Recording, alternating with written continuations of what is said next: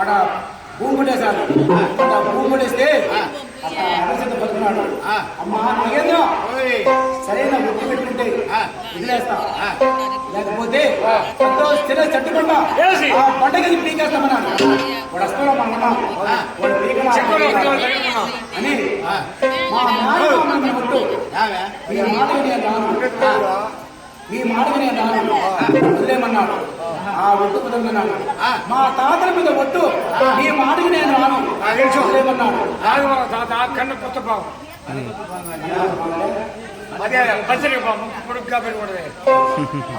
ఆ ఒట్టు కుదరమన్నాడు. అంటే అప్పుడు నాగేంద్ర పెట్టుకున్నాడు. పైన పోయే గడ్డమ్మ సాక్షిగా, నా తల్లిదండ్రులు సాక్షిగా, మా గురువులు సాక్షిగా నీ మాటకు నేను రాను. విడిపించో గౌతముడు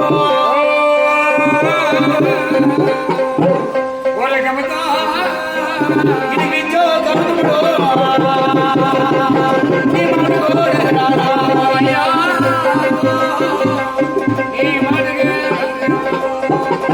ఎప్పుడైతే ఒట్టు పెడుతున్నాడు ఆ సర్పాన్ని విసిరి అట్లా పారేశాడు.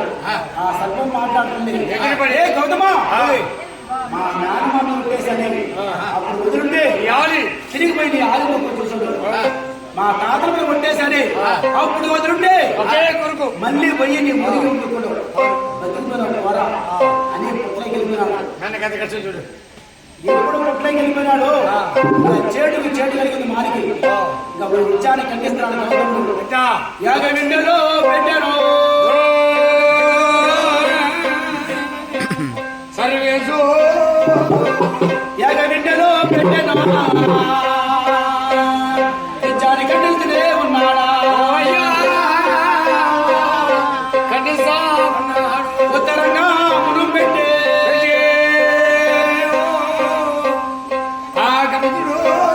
ఉత్తరంగా మునం పెట్టే దక్షిణం ఖండిస్తూనే ఉన్నాడా. దర్శన ఖండిస్తా తూర్పుగాను మునం పెట్టే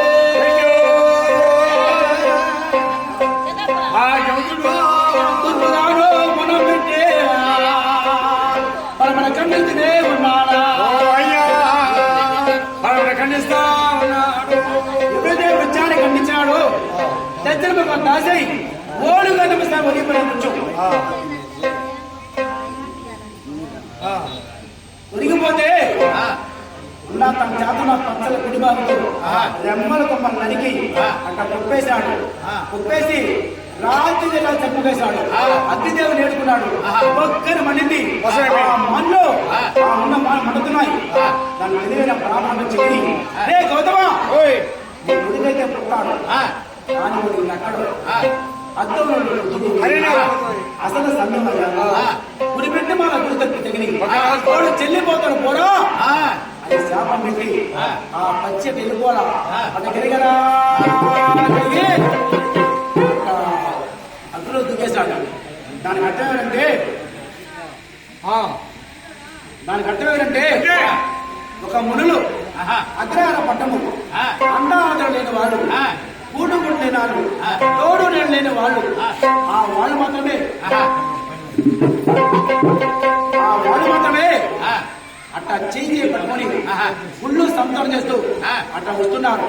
వస్తుంటే ఒకరోజు గుడిలో 10 రోజుల ప్రసాదం తిన్నారు. 10 రోజుల ప్రసాదం తింటే గుడికి 5,000 మనకేదా 5,000